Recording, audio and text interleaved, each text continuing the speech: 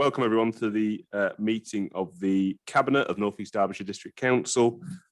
With us in the chamber today we have Councillor Alan Powell, Councillor Carolyn Rennick, myself, Councillor Alex Dale, Councillor Jeremy Kenyon, Councillor Charlotte Cupit, and then we have Jane Dethick, our Finance Officer, Kev Shillito, our Legal Officer, and Matt Broughton, a Transformation Officer.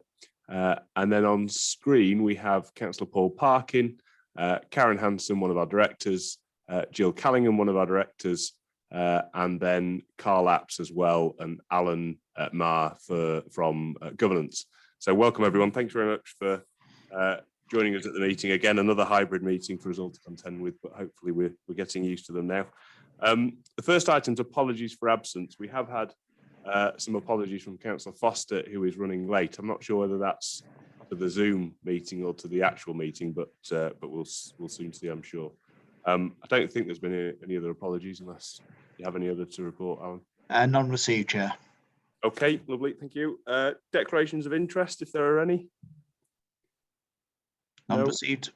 Okay, thank you. And then minutes of the last meeting, and we all had a chance to have a look. And are we happy to move in a second? Okay, thank you. All those in favour?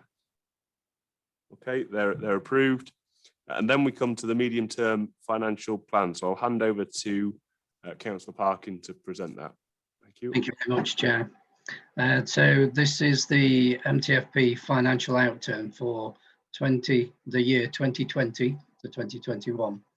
And the general purpose of this is to inform the Cabinet of the outturn position for that year, and to ask to approve the rollover of a small number of revenue budgets and the rollover of some capital in the capital programme.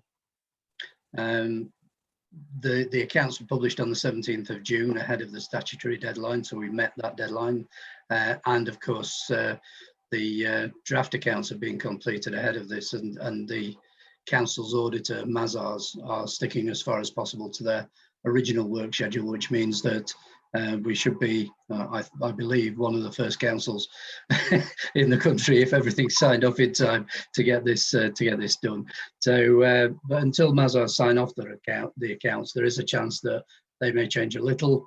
But the final audited accounts will be reported to and approved by the audit committee on the 22nd of September.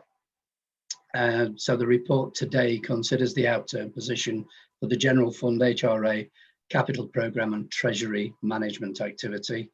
And the key parts of this are to note that it's kind of the COVID story, if you like, because what we've got here in Table 1 on page 4, this summarises the General Fund position.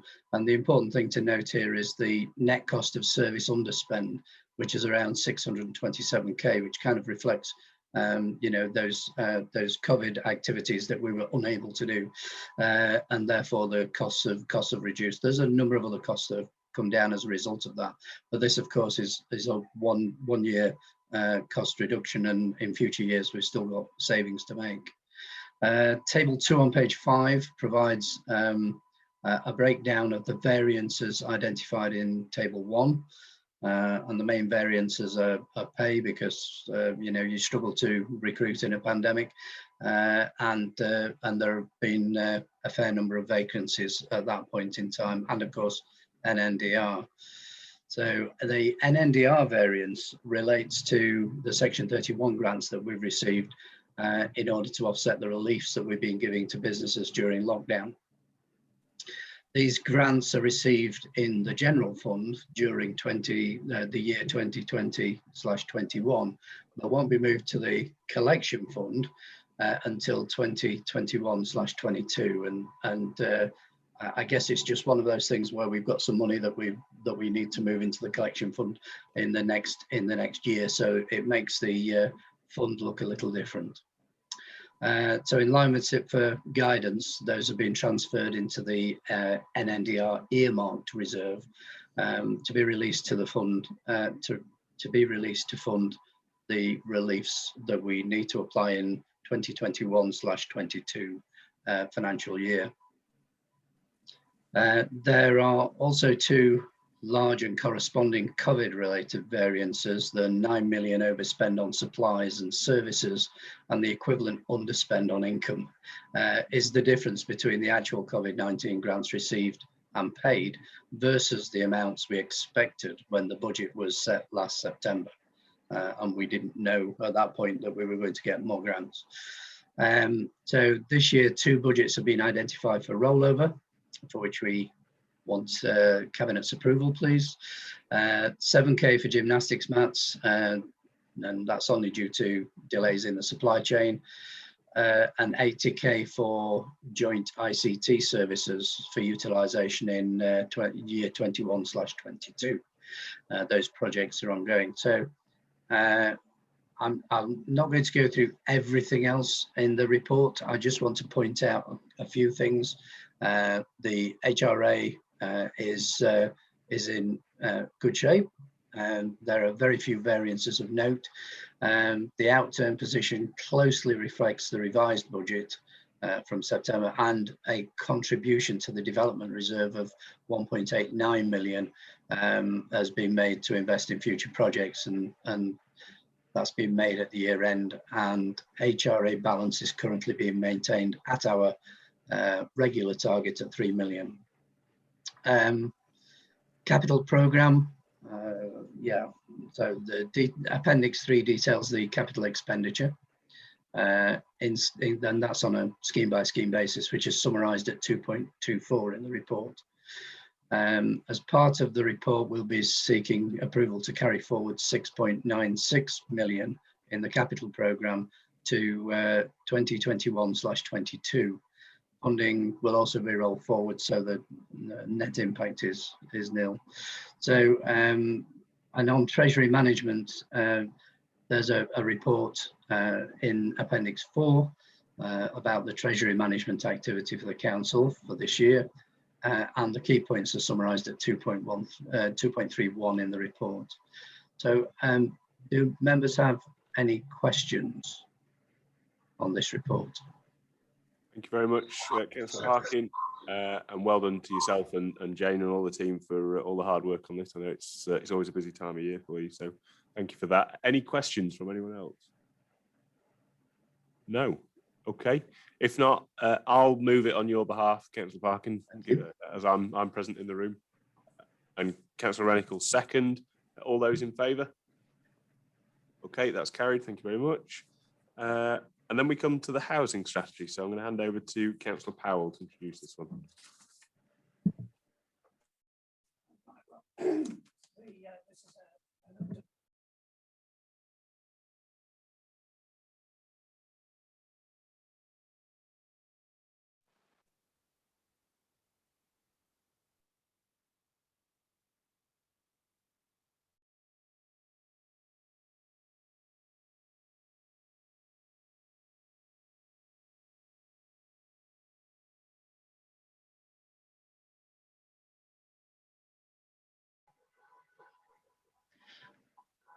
Councillor Powell, are you actually talking?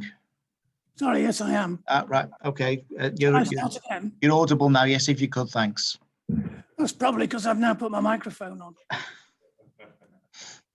Thank you. Now then, I've got to repeat what I said before and I can't remember.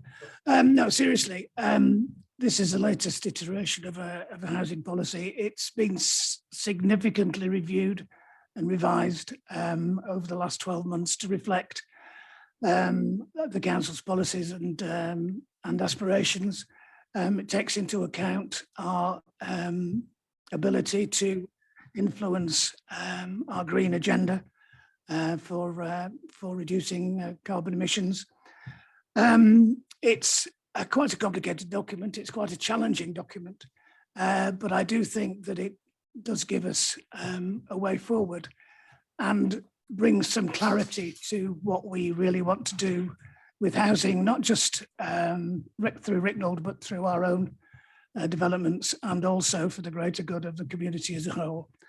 It now has a forward, which I think is excellent. So I would recommend it to you, ladies and gentlemen. Okay, thank you very much, Councillor Powell. Any other comments or questions from anyone? No. Okay. Do we have a seconder? Thank you, Councillor Kenyon. And all those in favour? Thank you. Okay, so that's carried, and thank you very much for all the team again for all the work on that, and Jill and Carl and everyone else who I know would have put a lot of work into that. So thank you very much. The next item is Ricknold Homes Antisocial Behaviour Policy. So it's back to you, Councillor Powell. Right, and I've got the microphone on this time. Yeah, we have to publish a policy. We have to update policies from time to time. Ricknold is our housing partner, as you all know. The policy itself has to comply with current legislation. This particular one creates awareness. We are very conscious of the fact that all our tenants need to know what they can do. It also gives very precise definitions of what ASBs are. So from that point of view, I hope it's something that all our tenants will read, and then they are capable of making complaints where they need to.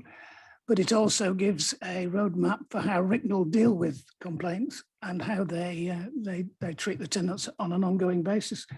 It also widens the definition of antisocial behaviour. So from that point of view, it's a new document, but it in fact reviews and revises the old one. On that basis, Chair, I would recommend it to you.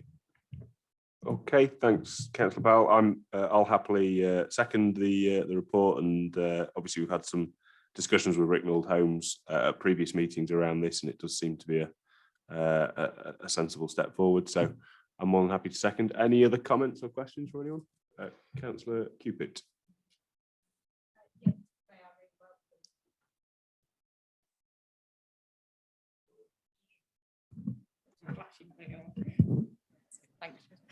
Yeah, just to say I really welcome this report and this update for residents. I know it's a key issue across the district and for many residents in my ward and many others. So I just wondered if we can arrange some relevant comms as well to update residents on the process, because I know that's speaking to residents, that's obviously often one of the things that they're not sure when they're in this, awful situation what to do. So I just wanted to flag that, and Councillor Powell's the best person to do it.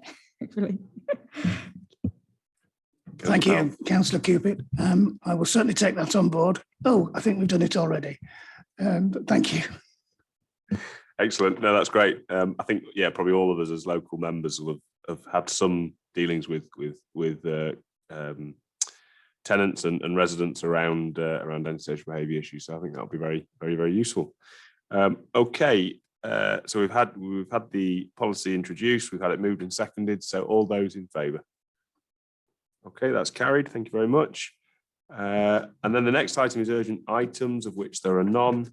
And then finally, I will move to exclude the public. So I move that the public be excluded from the meeting during the discussion of the following items of business to avoid the disclosure to them of exempt information as defined in Part 1 of Schedule 12A to the Local Government Act 1972, as amended by the Local Government Access to Information Variation Order 2006.